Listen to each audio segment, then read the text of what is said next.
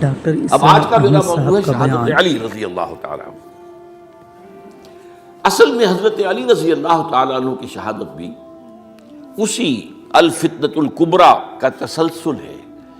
وہ جو عبداللہ ابن سبا کا پیدا کردہ عظیم ترین فتنہ تھا، اسی کا ایک نتیجہ حضرت علی کی شہادت بھی ہے، لیکن وہ بات ذرا تفصیل سے سمجھنی ہوگی۔ اور اس کے لیے میں ممنون احسان ہوں، حال ہی میں ایک کتاب چھپی ہے، ڈاکٹر سید رضوان علی ندوی، وہ محقق ہیں تاریخ کے، انہوں نے بڑی تاریخی تحقیق کے بعد جو باتیں بیان کی ہیں وہ میں آپ کے سامنے رکھ رہا ہوں۔ عرب میں جنوب مغرب کی کونے میں، جہاں یہ یمن بھی آباد ہے، اس کے اوپر نجران ہے، اسی علاقے میں یمامہ کا علاقہ کہلاتا ہے۔ یہاں ایک قبیلہ آباد تھا، بنو تمیم۔ یہ جو لوگ تھے بڑے کرخت مزاج، جنگجو، اکھڑ، ضدی، اور جس بات کو ایک دفعہ مان لے اس پر اڑ جانے والے اور مر مٹنے والے۔ یہیں سے فتنہ پہلا اٹھا تھا، سب سے بڑا جو نئے جھوٹے نبی کھڑے ہوئے تھے ان میں سب سے بڑا تو مسیلمہ کذاب تھا، یہی تو علاقہ تھا۔ اور اس کے خلاف اس فتنے کی سرکوبی میں کتنے صحابہ، 1200 صحابہ ایک جنگ کے اندر شہید ہوئے، جن میں 500 جو ہیں وہ حفاظ تھے رضی اللہ تعالیٰ عنہ اجمعین۔ تو یہ لوگ جو یہ تھے بڑے زوردار تھے۔ اس قبیلے کے بارے میں حضرت عمر رضی اللہ تعالیٰ عنہ نے ایک بڑی عجیب حکمت عملی اختیار کی۔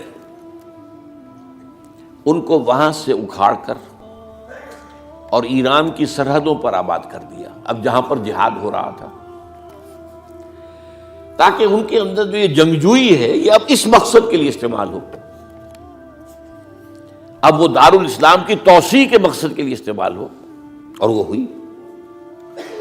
حضرت عمر نے 2 چھاونیاں بنائی تھی رضی اللہ تعالیٰ، کوفہ اور بصرہ، کیونکہ ظاہر بات ہے کہ اب جو اسلام کا دائرہ پھیل رہا تھا اور اسلامی حکومت پھیل رہی تھی، اور زیادہ تر جو ہے مشرق کی طرف پھیل رہی تھی، ایران اور خراسان وغیرہ کی طرف، تو اب مدینے سے اس کا کنٹرول اتنا آسان نہیں تھا، فاصلہ تھا، تو چھاونیاں بنائیں تاکہ یہ اس سرحد کے اوپر یہ موجودہ مرکز رہے، یہاں فوجیں موجود رہیں، کہیں کوئی بغاوت ہو تو اس کو کچلنے کے لیے وہ قوت فوری طور پر دستیاب ہو سکے۔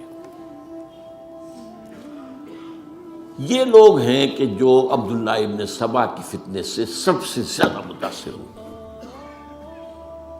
ان کی مزاج میں وہ کجی تو تھی نا۔ حضرت عمر بھی ان کا جو ایک مضبوط کنٹرول تھا انہیں دبائے رکھا ہے، اور ان کا رخ جو ہے ایک دوسری طرف موڑ کر اس سے اسلام کو فائدہ پہنچایا۔ لیکن اس کے بعد جب فتنہ جو آیا یہ عبداللہ ابن سبا، تو سب سے بڑھ کر یہی لوگ اس کے ماننے والے، اور انہی میں سے وہ لوگ تھے جنہوں نے جانیں بھی دے دی ہیں، جنہیں حضرت علی نے زندہ جلایا ہے، اس لیے کہ وہ کہتے تھے کہ علی خدا ہے۔ اے علی تم خدا ہو، تم ہمیں آگ میں جلا رہے ہو، یہ تو تم ہمارا امتحان لے رہے ہو۔ وَلَنَبْلُوَنَّكُمْ بِشَيْءٍ مِّنَ الْخَوْفِ وَالْجُوعِ وَنَقْصٍ مِّنَ الْأَمْوَالِ وَالْأَنفُسِ وَالثَّمَرَاتِ، اب وہ اس آیت کو اپنے اوپر منطبق کر رہے ہیں۔ تو یہ جو کرخت لوگ تھے، انہوں نے در حقیقت جو ہے عبداللہ ابن سبا کے کردار میں سب سے بڑا رول پلے کیا، اور انہی کے ہاتھوں حضرت عثمان شہید ہوئے رضی اللہ تعالیٰ۔ اور اس کے بعد انہوں نے حضرت علی رضی اللہ تعالیٰ عنہ کو اپنے گھیرے میں لے لیا، کیونکہ انہی کی کثیر تعداد موجود تھی مدینے میں جب حضرت عثمان شہید ہوئے۔ اس کے بعد اب ظاہر بات ہے کہ کوئی نہ کوئی تو خلیفہ ہونا چاہیے تھا۔ حضرت طلحہ سے کہا گیا، انہوں نے معذرت کر لی، حضرت زبیر سے کہا گیا، انہوں نے معذرت کر لی۔ اب ظاہر بات ہے کہ حضرت علی آخر امت کو چھوڑا تو نہیں جا سکتا تھا بغیر امام کے، انہوں نے قبول کر لی، اگرچہ حضرت حسن روکتے رہے کہ ابا جان یہ ان لوگوں کی بیعت جو ہے آپ قبول نہ کیجیے۔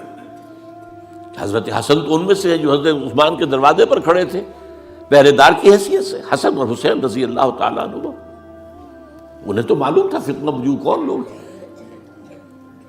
اس کے بعد حضرت علی رضی اللہ تعالیٰ عنہ نے اسی حکمت سے، جس حکمت کے تحت حضرت عمر نے یہ چھاونیاں آباد کی تھی، دارالخلافہ بھی مدینے سے کوفہ منتقل کر دیا، تاکہ پورے عالم اسلام کو کنٹرول کیا جا سکے اس مرکز کے ساتھ۔ اس کا نتیجہ یہ نکلا کہ اب گویا کہ حضرت علی کے گرد ان لوگوں کا گھیراؤ مکمل، کوفے میں یہی تو آباد تھے، کوفی یہی تو تھے، حضرت عمر نے انہیں لا کے یہاں آباد کیا تھا۔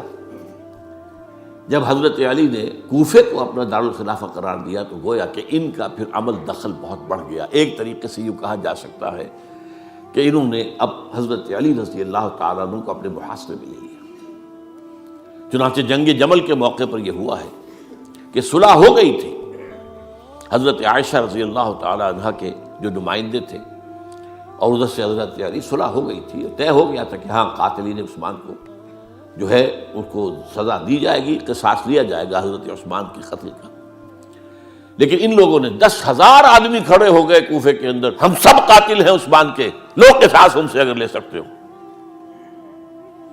جس کے نتیجے میں اور انہوں نے جنگ شروع کر دی۔ اور جب جنگ شروع ہو جائے تو پھر اس کے بعد تو کوئی نہیں دیکھ سکتا کیوں شروع ہوئی، کیسے شروع ہوئی، کس نے شروع کی۔ اب تو یا مارو یا مرو، دو ہی باتیں ہوتی۔ 10,000 مسلمان ایک رات میں شہید ہوئے جنگ جمل میں۔ اب اس کے بعد حضرت علی رضی اللہ تعالیٰ عنہ کی خلافت جو ہے حضرت امیر معاویہ نے ماننے سے انکار کر دیا۔ جب تک قاتلین عثمان کو سزا نہیں دیتے ہم بیعت نہیں کریں گے۔ یہ نہیں کہ دعویٰ کیا ہو کہ میں خلافت کا حقدار ہوں، یہ نہیں، لیکن یہ کہ آپ کو ان کو سزا دینی چاہیے۔ اب یہ تھا وہ مخمصہ جس میں حضرت علی رضی اللہ تعالیٰ عنہ وہ فرماتے تھے تو میرا ساتھ دو تو میں ان قاتلین عثمان سے سزا جو ہے ان کو سزا دے سکوں۔ ادھر انہیں پتا تھا کہ میں سرنڈر کرتا ہوں تو مجھے علی تک تو پہنچنے کوئی نہیں دے گا، راستے میں ختم کر دیں گے رضی اللہ تعالیٰ عنہ۔ تو یہ پیچ تھا ایک جو ایسا پڑا ہے۔ اب اس میں جب حضرت معاویہ اور حضرت علی کے مابین فیصلہ کن جنگ ہوئی، جنگ صفین جسے کہتے ہیں، جس میں 70,000 مسلمان ایک دوسرے کی تلواروں، تیروں، نیزوں سے قتل ہوئے۔ اس موقع پر حضرت معاویہ کی طرف سے ایک آفر آئی، قرآن مجید کو نیزے پر اٹھا کر لوگوں نے کہا کہ یہ خون ریزی بند کر دو، ہم قرآن کا فیصلہ ماننے کو تیار ہیں۔ حضرت علی دیکھ رہے تھے کہ یہ اصل میں میری فتح کو شکست سے بدلنے کا پروگرام ہے، تقریباً فتح میری ہو چکی ہے، لیکن یہ جو طبقہ تھا یہ انہوں نے کہا نہیں بڑی ٹھیک بات کہہ رہے ہیں، وہ مانیے ان کی بات، جنگ بند کی۔ انہوں نے ہی یہی لوگ تھے جنہوں نے مجبور کیا حضرت علی کو کہ وہ تحکیم پر رضامند ہو جائے۔ اس کے بعد تحکیم میں جو معاملہ ہوا، حضرت علی حضرت عبداللہ ابن عباس کو اپنی طرف سے حکم بنانا چاہتے تھے، یہ اڑ گئے نہیں۔ یہ اڑ جانے والے لوگ، اور یہی اصل قوت تھے، وہاں ساری طاقت تو انہیں کی تھی۔ تو انہوں نے ابو موسیٰ اشعری کو اپنی طرف سے مقررہ، وہ بہت نرم خو آدمی تھے، انہیں بناؤ۔ بہرحال جو بھی بات طے ہوئی، اب تاریخ کی روایتوں میں اختلاف ہو سکتا ہے، کہا یہ جاتا ہے کہ طے تو یہ ہوا تھا حکمین کے مابین، ادھر سے ابو موسیٰ اشعری، ادھر سے عمرو بن العاص رضی اللہ تعالی عنہما، کہ آپ اپنے جو کلائنٹ ہیں حضرت علی آپ انہیں معزول کر دیجئے، میں معاویہ کو معزول کر دیتا ہوں، پھر جو ہے مسلمان فیصلہ کر لیں کسی اور کی عبادت کا۔ انہوں نے کھڑے ہو کے کہہ دیا میں علی کو معزول کرتا ہوں، اور عمرو بن العاص نے کہا کہ میں معاویہ کو قائم کرتا ہوں۔ اب یہ ہے روایت، واللہ عالم اس میں کتنا سچ ہے کتنا جھوٹ ہے، میں کوئی مورخ نہیں ہوں، میں کوئی تاریخ کا محقق نہیں ہوں۔ اس کے بعد جو ہے اب یہ لوگ انہوں نے کہا کہ مانیے تحکیم کو،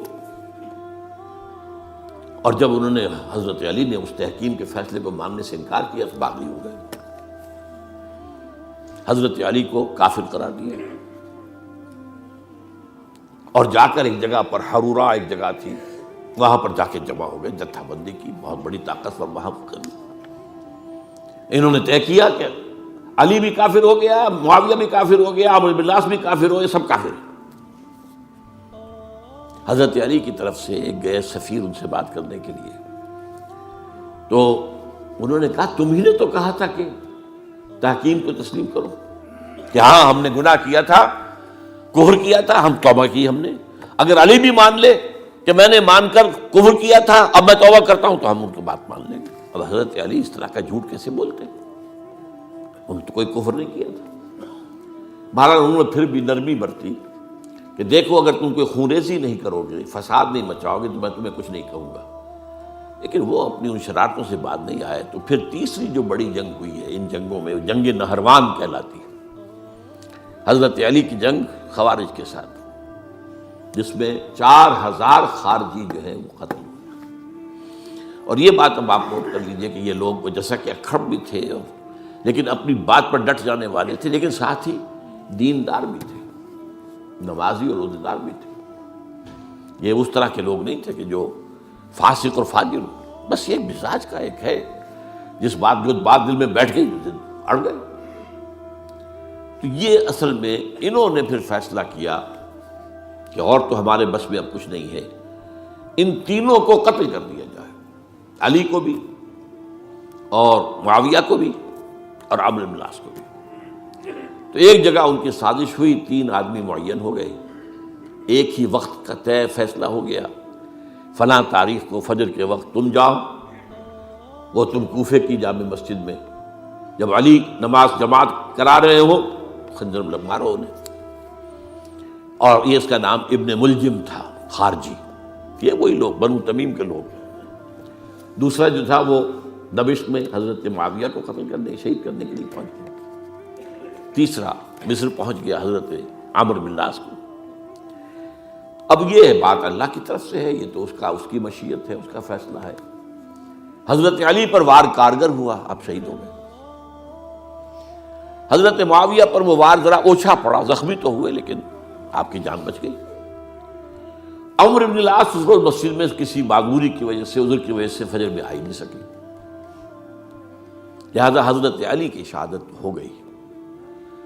اب یہ ہے اصل پس منظر، کن لوگوں نے کیا شہید، اصل میں وہ سمجھ لینے کی بات ہے.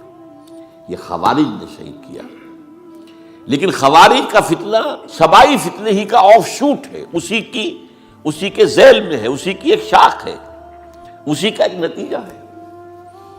یہ خوارج جو ہے بعد میں بھی ان کی مسلسل جو ہے وہ جنگیں رہی ہیں. بہرحال اس صورتحال کو یہ سمجھ لیجئے کہ یہ خلفائے ثلاثہ رضی اللہ تعالی عنہ، حضرت عمر شہید، عثمان شہید، علی شہید. عجیب بات ہے کہ تینوں کا نام عین سے شروع ہوتا ہے، عمر عین سے، عثمان عین سے، علی عین سے. تینوں شہید ہوئے ہیں. لیکن یہ کہ یہ ہے تاریخی پس منظر.